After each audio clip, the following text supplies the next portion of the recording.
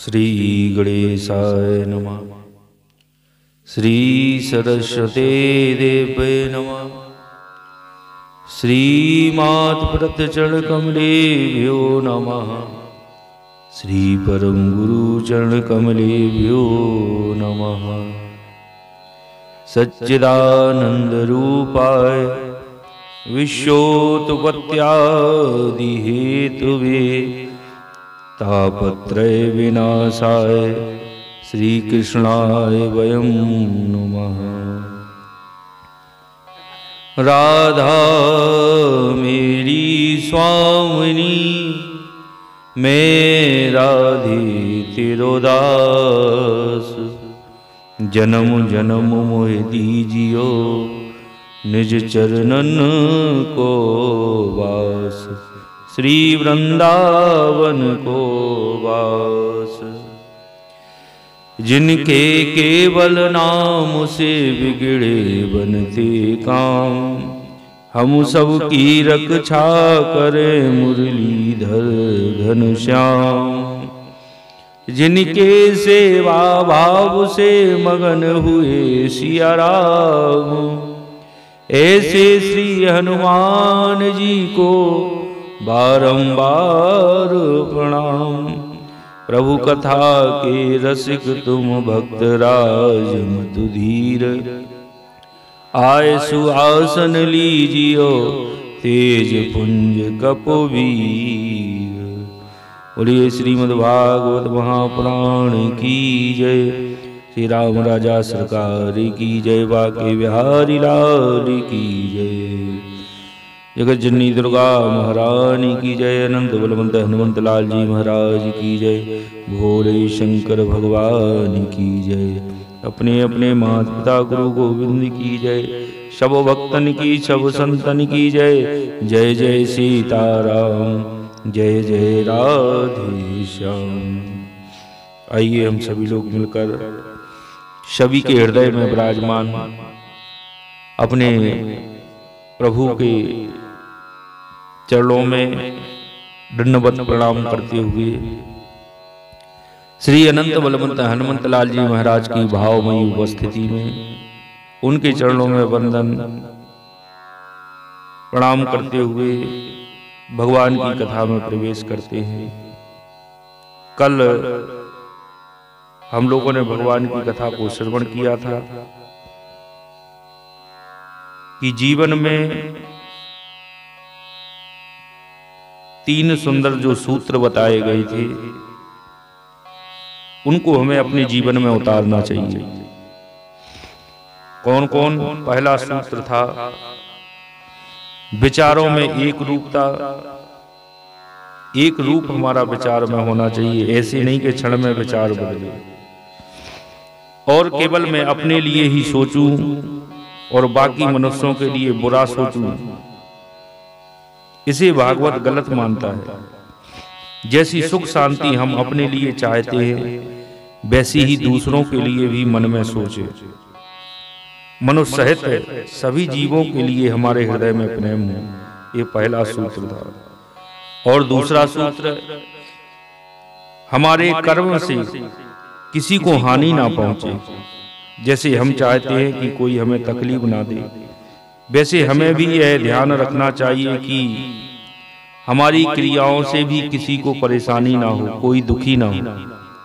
और तीसरा जो सूत्र है, जो हमने द्रव्य में भी अपना एकाधिकार मान लिया है, जो धन को एकत्रित करके उसे हम अपना मान लेते हैं, अभी अपनी आवश्यकताओं की पूर्ति के बाद जो शेष बचता है उसे जरूरतमंदों में बांटना। मैंने जो कमाया है उसमें मेरे श्रम मेधा के साथ साथ भगवान की कृपा का भी योगदान है, अतः भगवान का हिस्सा उनको देना। भगवान स्वयं तो कुछ ग्रहण करते नहीं, अतः उनकी अभावग्रस्त संतानों के उत्थान पर लगा देना ही भगवान का अंश भगवान को देना है। दरिद्र नारायण की सेवा करना। इन सूत्रों को हर मनुष्य यदि जीवन में उतार ले तो उस व्यक्ति को तो सुख शांति मिलेगी ही, समाज में भी अमन चैन आ जाए। भागवत बहुत ही उच्च कोटि का जो अध्यात्म ग्रंथ है, इसके स्वाध्याय चिंतन मनन से जीवन में शांति अवश्य मिलती है। हम 8वें स्कंद में प्रवेश करते हैं, जिसमें मनमंत्रों का वर्णन आया है। सृष्टि में जब जब धर्म का पराभव और अधर्म की वृद्धि होने लगती है, तब तब परमात्मा किसी न किसी रूप में इस धराधाम पर अवतरित होकर सृष्टि में धर्म मर्यादाओं एवं मूल्यों की पुनः स्थापना कर समाज को आदर्श व्यवस्था प्रदान करते हैं। इसके लिए वे मनु के रूप में प्रकट होते हैं। मनु तथा मनु पुत्रगण जितने समय तक सप्तद्वीप वसुमती का राज्य भोगते हुए धर्म पूर्वक अपनी प्रजा का पालन करते हैं, वह समय मनवंतर कहलाता है। मनवंतर का संबंध काल की गणना से है। ब्रह्मा के एक दिन कल्प में 14 मनु होते हैं। मनुओं के नामानुसार ही मनवंतरों के 14 भिन्न भिन्न नाम होते हैं। ऐसे 14 मनवंतरों का वर्णन भागवत में है। एक मनवंतर में 71 चतुर्युगी सतयुग त्रेता द्वापर कलयुग का समय बीतता है। अभी तक 6 मनवंतर बीत चुके हैं। वर्तमान में 7वां मनवंतर वैवस्वत मनवंतर चल रहा है। इसके बाद 7 मनवंतर और आएंगे, जिनका वृत्तांत भागवत ने पहले से ही दे दिया है। मनवंतरों का नामकरण अवतार लेने वाले मनु भगवान के नाम पर किया गया है। प्रथम मनु स्वयंभुव मनु हुए, उन्हीं की संतान हम सब हैं। दूसरे मनु हुए स्वारोचिष, वे अग्नि के पुत्र थे। तीसरे मनु थे उत्तम, वे प्रिय व्रत के पुत्र थे। चौथे मनु का नाम है तामस मनु। 5वें मनु रैवत मनु। 6वें मनु हुए चाक्षुष मनु। 7वें अर्थात वर्तमान मनु हैं वैवस्वत मनु। आगे आगे वाले 7 मनुओं के नाम जो हैं सावर्ण मनु, दक्ष सावर्ण मनु, ब्रह्म सावर्ण मनु, धर्म सावर्ण मनु, रुद्र सावर्ण मनु, देव सावर्ण मनु, इंद्र सावर्ण मनु।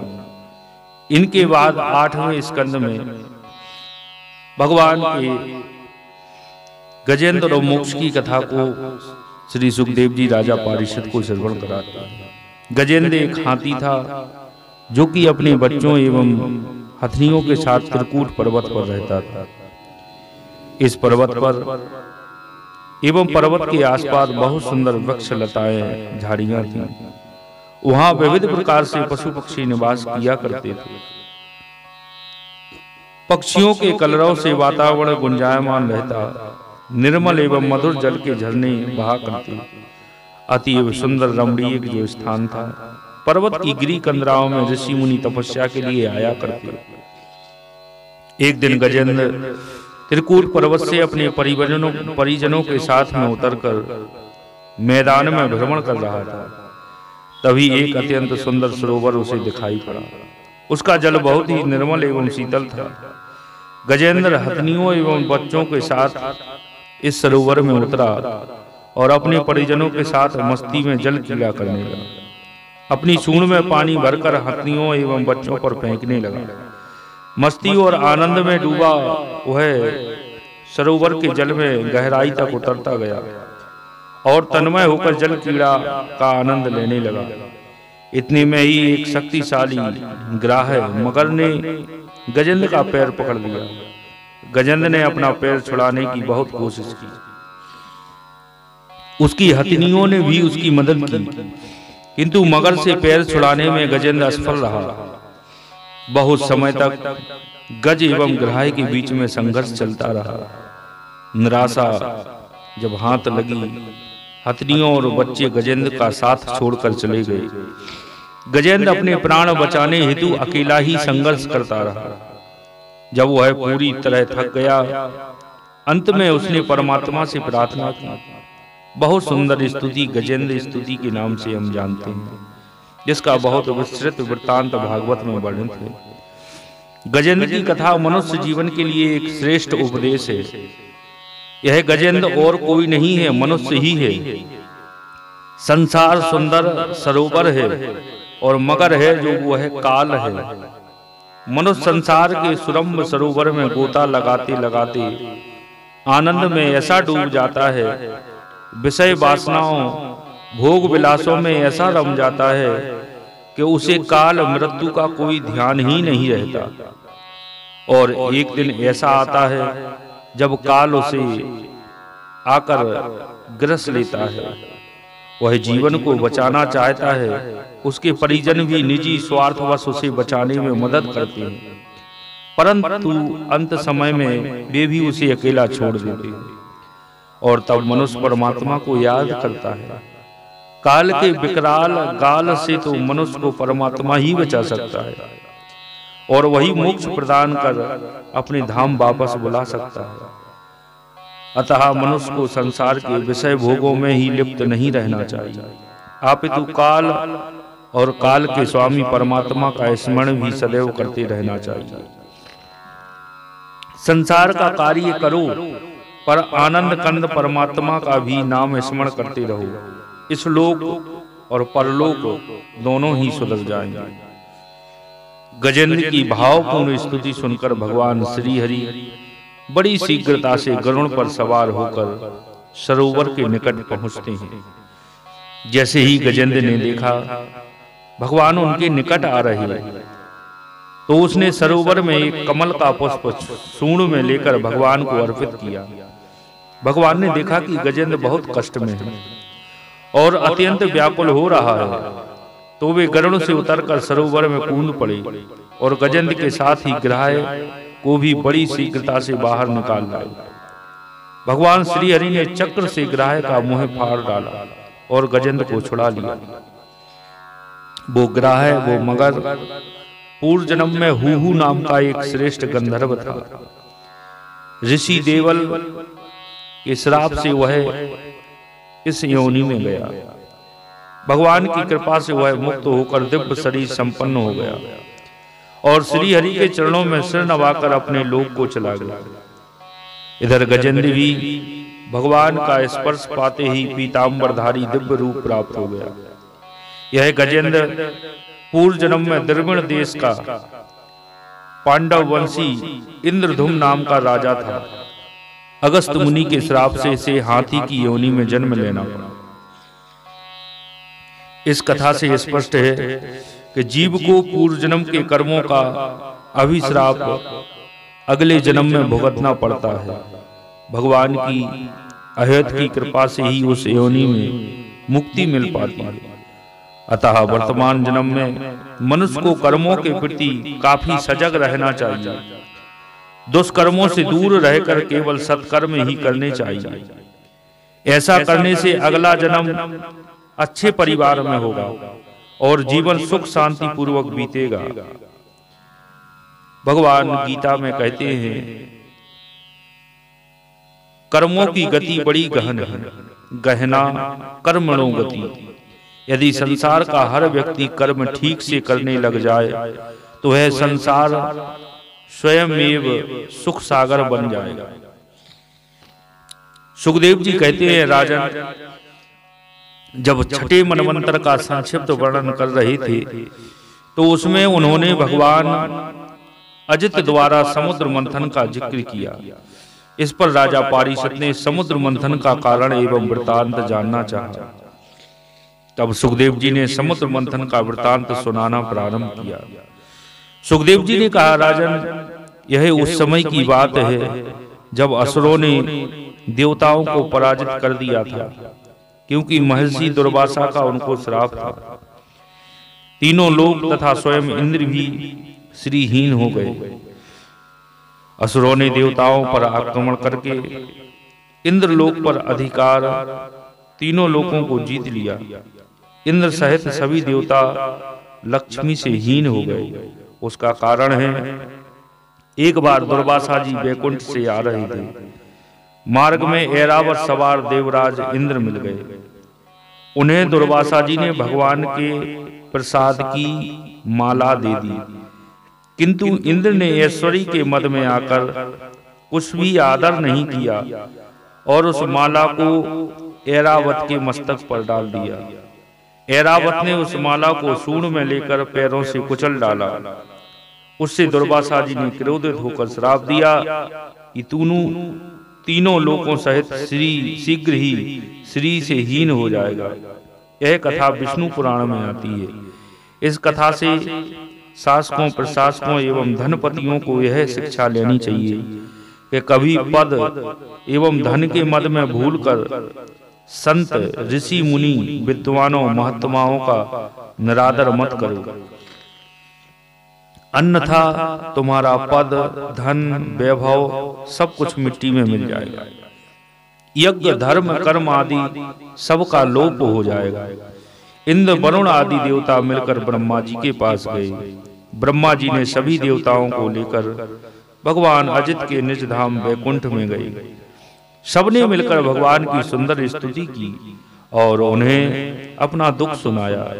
भगवान ने ब्रह्मा, शंकर और देवताओं से कहा, इस समय असुरों पर काल की कृपा है, इसलिए जब तक तुम्हारे अभ्युदय का समय नहीं आता तब तक तुम दैत्य और दानवों के पास जाकर उनसे सन्निधि कर लो।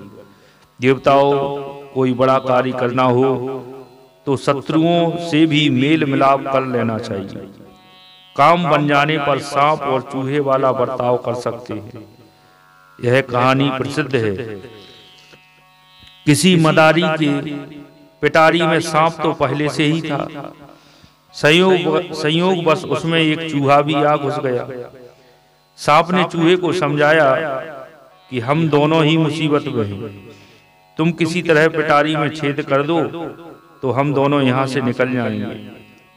चूहा बोला कि आप हमारे लिए खा जाएंगे। तो सांप बोला, आजकल हमने चूहों को खाना भी छोड़ दिया।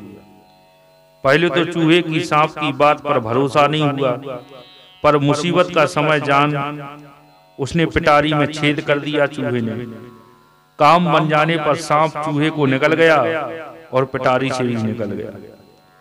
भागवत एक महान व्यवहारिक ग्रंथ है। यह केवल मुक्ति भक्ति का ही मार्ग नहीं बताता, अपितु लोक व्यवहार, राजनीति, कूटनीति, शासन व्यवस्था सहित जीव के सभी पहलुओं पर महत्वपूर्ण मार्गदर्शन प्रस्तुत करता है।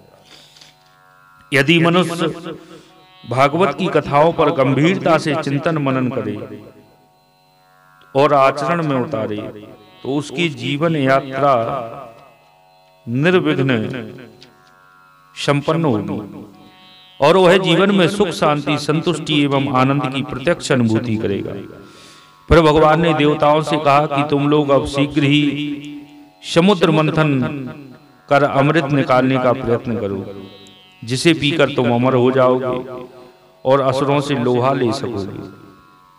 भगवान ने कहा, तुम लोग मंदराचल पर्वत की मथानी और वासुकी नाग की डोरी बनाकर मेरी सहायता से समुद्र मंथन करो।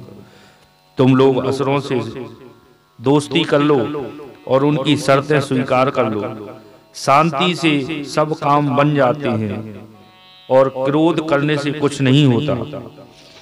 भगवान ने फिर कहा कि पहले समुद्र से कालकूट विष निकलेगा, उससे डरना नहीं और किसी भी वस्तु के लिए कभी लोभ नहीं करना चाहिए।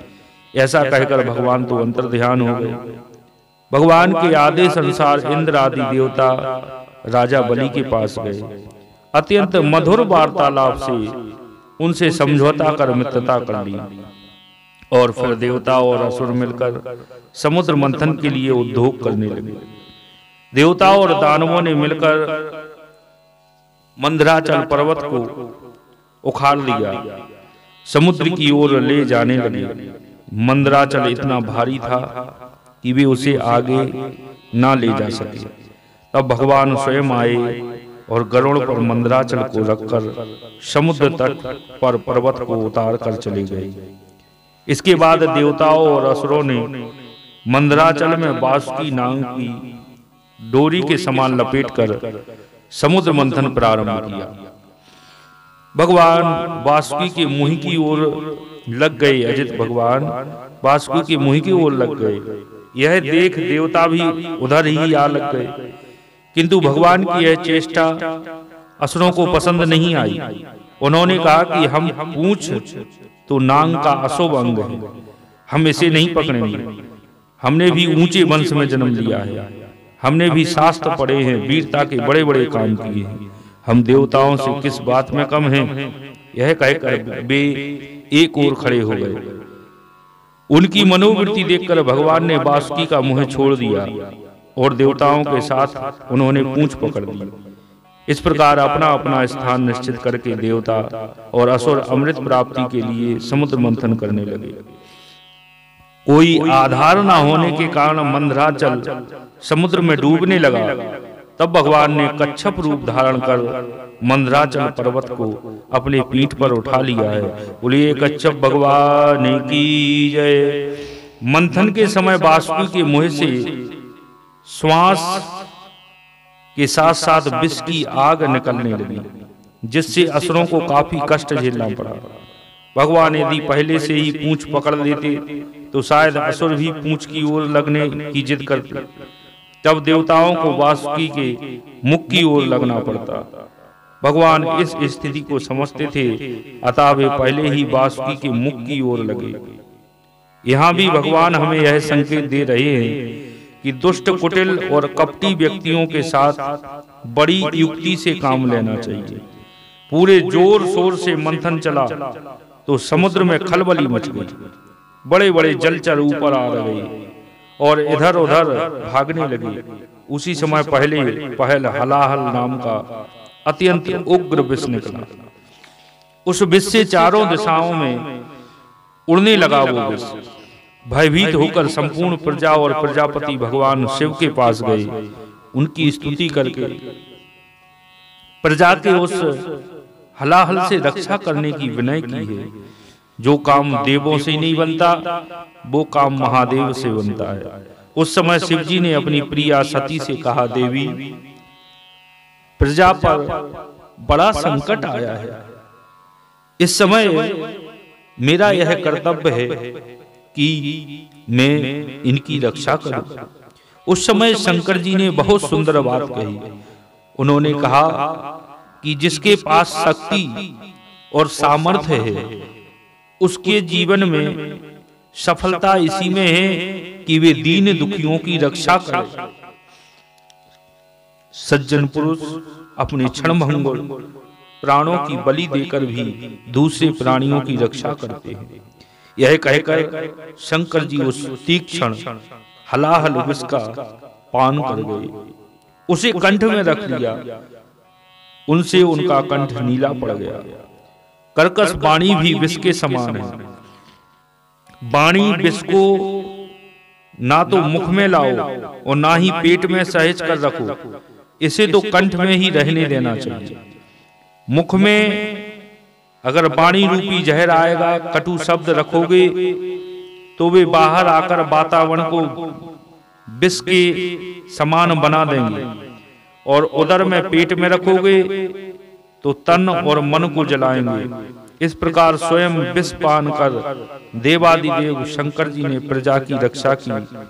भागवत यह संदेश देता है कि समाज में समर्थ व्यक्तियों को वक्त आने पर प्रजा की मुसीबतों को अपने स्वयं के ऊपर ले लेना चाहिए और उन असहायों की रक्षा करनी चाहिए। आज के युग में समर्थ लोग असमर्थों की मदद न कर उनका शोषण करते हैं और खुद ऐसो आराम की जिंदगी जी रहे हैं। ऐसे व्यक्तियों को शंकर जी के इस महान जन कल्याणकारी कार्य से शिक्षा ग्रहण करनी चाहिए। समर्थ वर्ग दीन दुखियों की मदद करे, तभी समाज में सुख शांति स्थापित हो सकती है। समुद्र मंथन की प्रतिक्रिया आगे बढ़ाई जाने पर उसमें से क्रमशः कामधेनु, उच्च श्रवा घोड़ा, ऐरावत हाथी, कौस्तुभमणि, कल्प वृक्ष, अप्सराएं, लक्ष्मी मैया, वारुणी आदि निकले और सबसे अंत में अमृत कलश निकला। समुद्र मंथन की घटना के माध्यम से भी बहुत सुंदर रूपक भागवत प्रस्तुत करता है। मनुष्य को मन रूपी मंदराचल की मथानी में बुद्धि की डोरी लपेटकर अपने मानस सिंधु का मंथन करना चाहिए। अंतस सिंधु के मंथन से सबसे पहले विष रूपी विष निकलेगा, विषय रूपी विष निकलेगा। भगवान शिव की आराधना से इससे मुक्ति पा सकते हैं। विषय रूपी विष से भगवान शिव की आराधना से मुक्ति मिलती है। फिर इसके पश्चात आगे मंथन जारी रहने पर विविध सुप्त कामनाएं प्रकट होंगी जो तुम्हें ललचाएंगी, आकर्षित करेंगी।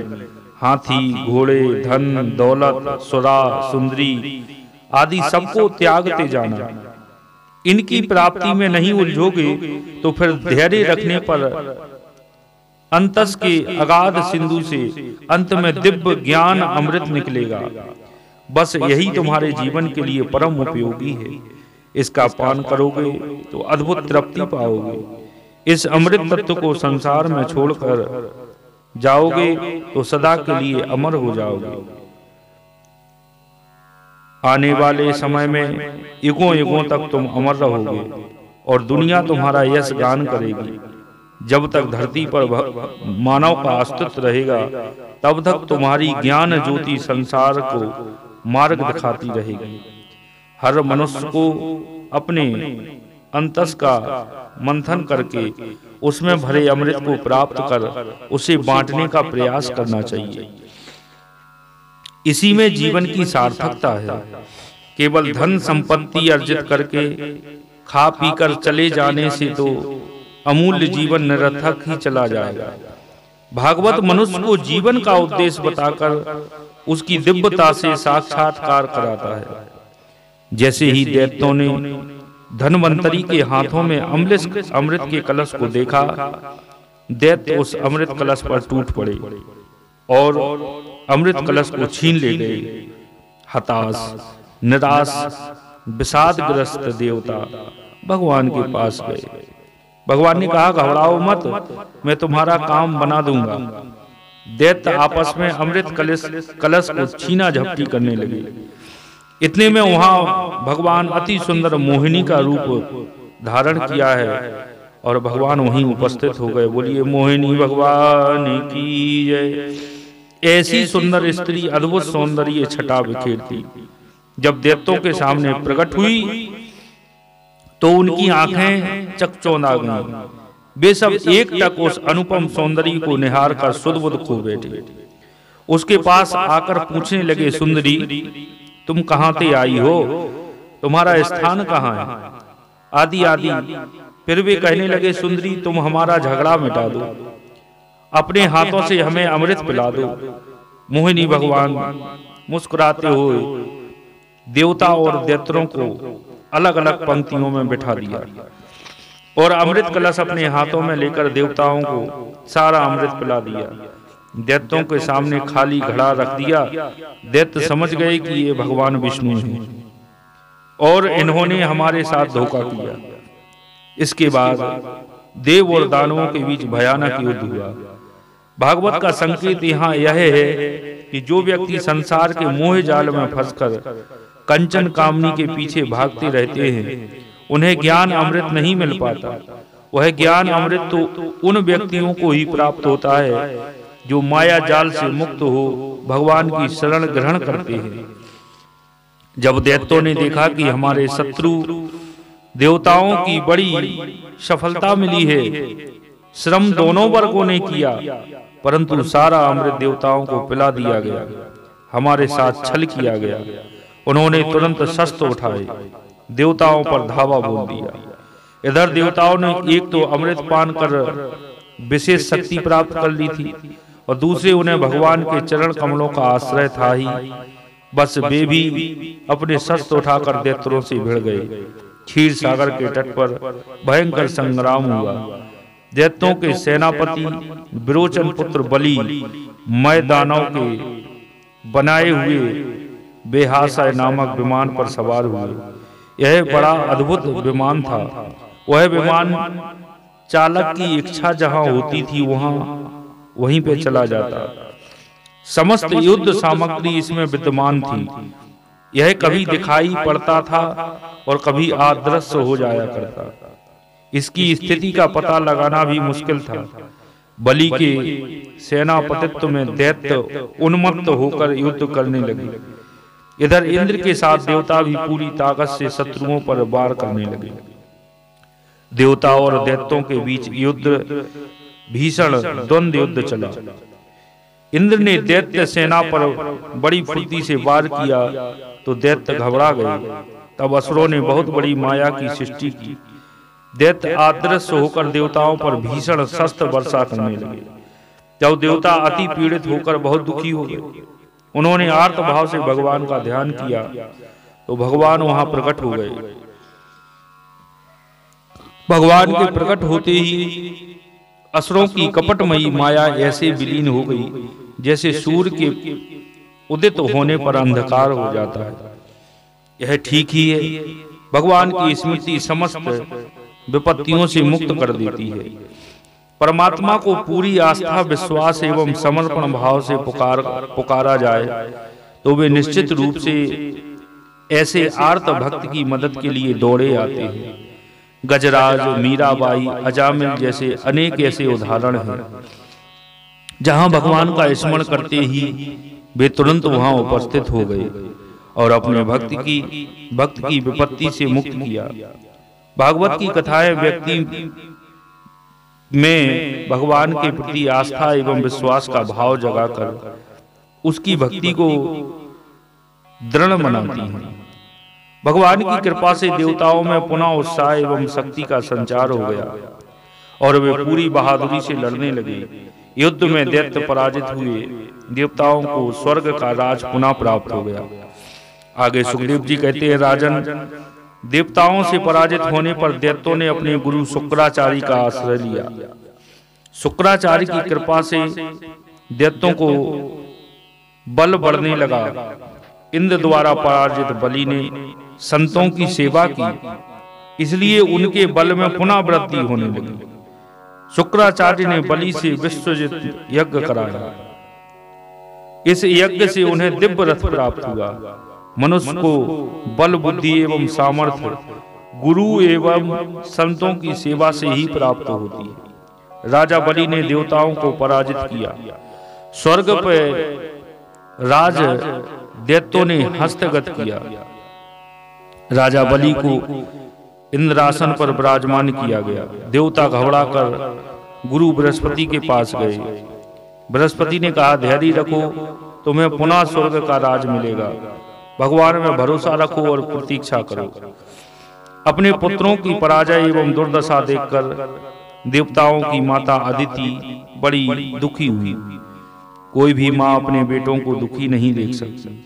हर माँ की इच्छा होती है कि उनका पुत्र यश कीर्ति जगत में फैले, वो सुखी रहे, शांति पूर्वक जीवन व्यतीत करे। अतः माता अदिति ने कश्यप जी से वर मांगा, उनके पुत्र को स्वर्ग का राज वापस मिल जाए। कश्यप जी ने कहा कि दैत्य उस समय धर्म और नीति का पालन कर रहे हैं। दैत्य समय धर्म और नीति का पालन कर रहे हैं, अतः उन्हें भगवान भी नहीं मार सकते। दैत्यों की शक्ति से नहीं, युक्ति से पराजित करना पड़ेगा। कश्यप ने अदिति को पयोव्रत करने को कहा। अदिति ने पयोव्रत रखा और संपूर्ण संयम से रहकर भगवान की आराधना में लीन हो गई। प्रसन्न होकर भगवान प्रकट हुए। उन्होंने अदिति से कहा कि मैं तुम्हारे घर अवतरित होऊंगा और दैत्यों ने युक्ति से राज्य लेकर तुम्हारे पुत्रों को पुनः स्वर्ग का राज्य प्रदान करूंगा। यह कर भगवान अंतर ध्यान हो गए। भाद्र पद मास के शुक्ल पक्ष की द्वादशी के दिन श्रवण नक्षत्र में मध्याह्न काल में अभिजित मुहूर्त में भगवान माता अदि के सम्मुख चतुर्भुज रूप में प्रकट हुए। चतुर्भुज रूप का दर्शन कराने के बाद वे 7 वर्ष के बटुक बन गए। यह भगवान का वामन अवतार था। प्रिय वामन भगवान की जय। कश्यप अदिति का गृहस्थाश्रम अति पवित्र था, अतः भगवान उनके घर प्रकट हुए।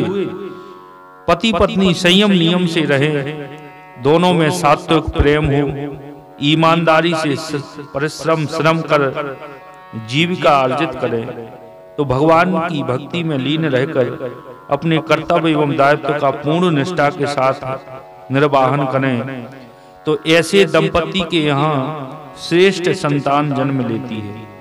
भगवान भी ऐसे घरों में जन्म लेने को आते हैं। दंपति के आचरण श्रेष्ठ होंगे तो संतान भी सुसंस्कारित होगी।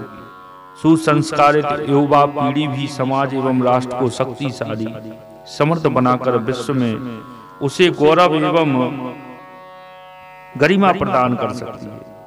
आज हमारे देश को सुसंस्कारों की सबसे बड़ी आवश्यकता है, और वह केवल दाम्पत्य के दिव्य विचार एवं श्रेष्ठ आचरण वाली आदर्श जीवन शैली से ही संभव है। भागवत केवल कथाओं का संग्रह मात्र नहीं है, यह एक दिव्य ग्रंथ है जो दिव्य जीवन जीने के श्रेष्ठ सूत्र देता है। अतः भागवत का ग्रंथ का स्वाध्याय श्रवण मनन हर व्यक्ति को करना चाहिए। जब वामन भगवान को मालूम पड़ा कि बलि अश्वमेध यज्ञ कर रहे हैं, तो वामन भगवान ने वहां के लिए प्रस्थान किया। भगवान समस्त शक्तियों से युक्त हैं, उनके चलते समय पृथ्वी उनके भार से पग पग पर झुकने लगी। जैसे ही यज्ञशाला के निकट भगवान पहुंचे, वहां उपस्थित शुक्राचार्य ब्राह्मणों एवं बलि के परिजनों ने देखा कि हाथ में छत्र दंड और कमंडल लिए, कमर में मूंज की मेखला, गले में यज्ञोपवीत, बगल में मृग चर्म दबाए एक दिव्य बटुक चला आ रहा है। उपस्थित लोगों को ऐसा मालूम पड़ा मानो साक्षात सूर्य देव उदय हो रहे। उन सबके देखते भगवान ने यज्ञ मंडप में प्रवेश किया, तो उनके अति दिव्य प्रभायुक्त व्यक्तित्व को देखकर वे सबके सब उठ खड़े हुए और उन्होंने वामन भगवान का स्वागत सत्कार किया। भगवान को देखकर बलि को बड़ा आनंद हुआ और उन्होंने भगवान को एक उत्तम आसन दिया। बलि ने भगवान के पांव पखारे, चरणामृत अपने मस्तक पर लगाया। फिर बलि ने भगवान से कहा, हे ब्राह्मण कुमार, आप अच्छे अवसर पर पधारे। मेरा यज्ञ, वंश और राज्य पवित्र हो गया। मैं आपको यहाँ पाकर अति आनंदित हूँ। मेरा रोम रोम पुलकित हो गया। मुझे जान पड़ता है कि आप कुछ मांगना चाहते हैं। आप जो चाहते हो, गाय, सोना, चांदी, हाथी, घोड़े, रथ, गांव, जो भी आप मांगना चाहते हैं मांग लीजिए। राजा बलि के मधुर वचन सुनकर भगवान ने बलि की एवं उनके पूर्वजों की बड़ी प्रशंसा की। भगवान ने कहा, आप भक्त शिरोमणि प्रहलाद जी के पोते एवं दान शिरोमणि विरोचन जी के पुत्र हैं। हिरणाक्ष जैसे वीर का आपके कुल में जन्म हुआ, अतः आपकी सोच, आपका व्यवहार एवं आपकी दान देने की उदारता भी आपके कुल की परंपरा के ही अनुरूप है। आप निश्चित ही अपने पूर्वजों के यश कीर्ति में वृद्धि करेंगे। राजन, आप अपनी कुल परंपरा अनुसार मुझे मांगी वस्तु देने को तैयार हैं, परंतु मुझे अधिकार नहीं चाहिए, मुझे अधिक नहीं चाहिए। मैं तो आपसे थोड़ी सी पृथ्वी, केवल अपने पैरों से 3 पग मांगता हूँ। यह सुनकर बलि ने कहा, ब्राह्मण कुमार, तुम्हारी बातें तो वृद्धों जैसी हैं, पर बुद्धि बच्चों जैसी है। तुम्हें दान मांगना भी नहीं आता। मैं तीनों लोकों का अधिपति हूँ और तुम्हें दीप का दीप दे सकता हूँ। तुम केवल 3 पग पृथ्वी मांग रहे हो। यह मेरे जैसे लोकाधिपति महादानी की प्रतिष्ठा के अनुरूप नहीं है। एक बार फिर सोचकर मांगो। इस पर भगवान ने बहुत सुंदर बात कही, जिस पर हम सबको बड़ी गंभीरता से चिंतन मनन करना चाहिए। भगवान ने कहा, राजन, कामनाएं अनंत हैं। मनुष्य को कामनाओं के जाल में ना पड़कर अपनी आवश्यकता के अनुसार, आवश्यकता के अनुरूप ही वस्तु लेनी चाहिए। संतोष आनंद का सबसे वृद्ध स्रोत है। आगे भगवान ने कहा कि धन और भोगों से संतोष ना होना ही जीव के जन्म मृत्यु के चक्कर में गिरने का कारण है, तथा जो कुछ प्राप्त हो जाए उसी में संतोष कर लेना मुक्ति का कारण है। इसलिए मैं आपसे केवल 3 पग भूमि मांगता हूं, इतने से ही मेरा काम बन जाएगा। धन उतना ही संग्रह करना चाहिए जितने की आवश्यकता हो। बलि भगवान को 3 पग दान देने का संकल्प करने लगे तो शुक्राचार्य ने उनको मना किया और कहा कि ब्राह्मण वेशधारी स्वयं भगवान विष्णु ही, ये तुम्हारा राज्य, लक्ष्मी, ऐश्वर्य सब कुछ छीन कर इंद्र को दे देंगे। ये 2 पगों में ही पृथ्वी एवं अंतरिक्ष को नाप लेंगे, अतएव तुम इन्हें दान देने से मुकर जाओ। शुक्राचार्य ने कहा कि विद्वान पुरुष उस दान की प्रशंसा नहीं करते जिसके बाद जीवन निर्वाह के लिए कुछ बचे ही नहीं। जिसका जीवन निर्वाह ठीक ठीक चलता है वही संसार में दान, यज्ञ, तप और परोपकार के कर्म कर सकता है। शुक्राचार्य की यह बात सुनकर बलि ने कहा कि मैं जो दान देने का वचन दे चुका हूँ वह दूंगा, अपने वचन से मुकरूंगा नहीं। इस अवज्ञा पर शुक्राचार्य ने बलि को श्राप दिया कि तू अपनी लक्ष्मी शीघ्र ही खो बैठेगा। पर बलि अपने वचन से डिगे नहीं। उन्होंने बड़े आदर से भगवान के युगल पाद पद्मों को अपने हाथों से प्रक्षालन किया। वह चरणों तक अपने सिर पर चढ़ाया, भगवान से दान लेने हेतु कहा। देखते ही देखते बामन भगवान का रूप अति विशाल हो गया। उन्होंने एक पैर से सारी पृथ्वी नाप ली और दूसरे से सारा आकाश, तीसरे पग के लिए स्थान ही नहीं बचा। जब दैत्यों ने देखा कि ये तो विष्णु हैं और हमारा राज्य छल से छीनकर देवताओं को देने के लिए हमारे राजा बलि को छल रहे हैं, उन्होंने हथियार उठा लिए। यह देखकर बलि ने उन्हें रोक दिया और बहुत सुंदर उपदेश दैत्यों को दिया। बलि ने कहा, भाइयों मेरी बात सुनो, लड़ो मत, वापस लौट जाओ। यह समय हमारे कार्य के अनुकूल नहीं है। दैत्यों, जो काल समस्त प्राणियों को सुख और दुख देने की सामर्थ्य रखता है, उसे यदि कोई पुरुष चाहे कि मैं अपने प्रयत्नों से दबा दूं, तो वह उसकी शक्ति के बाहर है। बलि के आगे बलि ने कहा कि बल, मंत्री, बुद्धि, दुर्ग, मंत्र, औषधि और समाधि उपाय, इनमें से किसी भी साधन के द्वारा मनुष्य काल पर विजय प्राप्त नहीं कर सकता।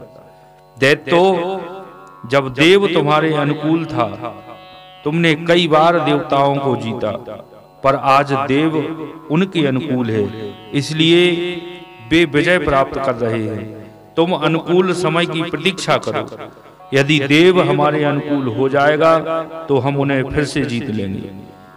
बलि की यह बात सुनकर दैत्य वहां से चले गए। बलि के माध्यम से भागवत हम सब को काल की महिमा से परिचित करा रहा है। मनुष्य जीवन में अनुकूल प्रतिकूल समय आता रहता है। मनुष्य को प्रतिकूल समय में घबराना नहीं चाहिए और ना ही धैर्य खोना चाहिए।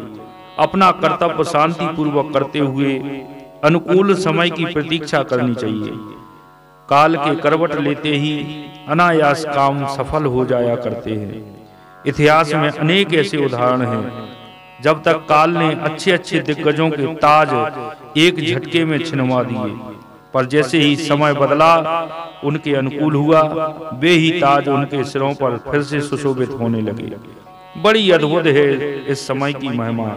ये कथाएं जो कि जीवन को, सत्य को उद्घाटित करती हैं, विपरीत एवं विषम समय में व्यक्ति को बहुत संभल एवं साहस प्रदान कराती हैं और उसकी लड़खड़ाती डगमगाती जिंदगी संभल जाती है। भगवान की इच्छा से गरुड़ ने बलि को वरुण फांस में बांध लिया। तीसरे पग के लिए स्थान न मिलने पर भगवान ने बलि से कहा तुमने अपना वचन पूरा नहीं किया, इसलिए तुम्हें नरक में रहना पड़ेगा। तुम्हें बड़ा घमंड था कि मैं बहुत धनी हूँ, मैं बहुत कुछ दान दे सकता हूँ। इस प्रकार भगवान ने अपने अनेक प्रकार से बलि को धैर्य से विचलित करना चाहा, परंतु बलि विचलित नहीं हुई। बलि ने भगवान से कहा, आप कृपा करके अपना तीसरा पग मेरे सिर पर रख दीजिए। मुझे ना नरक का भय है, ना बांधे जाने का। मैं डरता हूं तो केवल अपनी अपकीर्ति से। बलि ने बड़ी गदगद वाणी से भगवान की कृपा के लिए कृतज्ञता ज्ञापित की। भगवान प्रसन्न हुए, उन्होंने वरुण फास से मुक्त किया और कहा कि तुमने अपना धर्म दृढ़ता से निभाया, अपनी प्रतिज्ञा से जरा भी नहीं डगे, विचलित नहीं हुए। अतः मैंने तुम्हें वह स्थान दिया है जो बड़े बड़े देवताओं को भी बड़ी कठिनाई से प्राप्त होता है। सावर्णे मनमंत्र में तुम इंद्र होगे, तब तक तुम विश्वकर्मा द्वारा निर्मित सुतल लोक में रहो। मैं तुम्हारे अनुचरों की और भोग सामग्री की भी सब प्रकार के विघ्नों से रक्षा करूंगा। वहां तुम मुझे नित्य ही गदा हाथ में लिए अपने पास ही देखोगे। भगवान ने बलि को ससम्मान सुतल लोक का राज्य प्रदान किया। इस वृत्तांत से यह संकेत मिलता है कि जीवन में सत्कर्म में कोई भी अड़चन व्यवधान आए तो घबराना नहीं चाहिए। परमात्मा हमारे धैर्य की परीक्षा लेते हैं। धैर्य पूर्वक प्रभु का स्मरण करते हुए निष्ठा पूर्वक काम करते रहना चाहिए।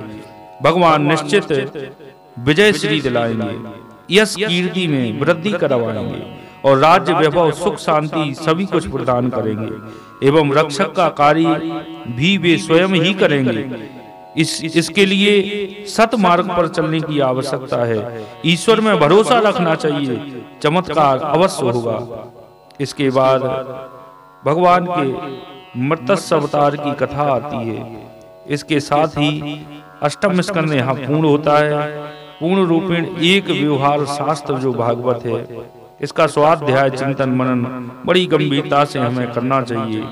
और आगे हम भगवान नवम स्कंद में प्रवेश करेंगे। इसकी कथा को हम कल श्रवण करेंगे। आज की कथा को यहीं विश्राम करते हुए भगवान के श्री चरणों में अर्पित करते हैं। बोलिए बांके बिहारी लाल की जय, भोले शंकर भगवान की जय। जय जय सीताराम, जय जय राधे श्याम।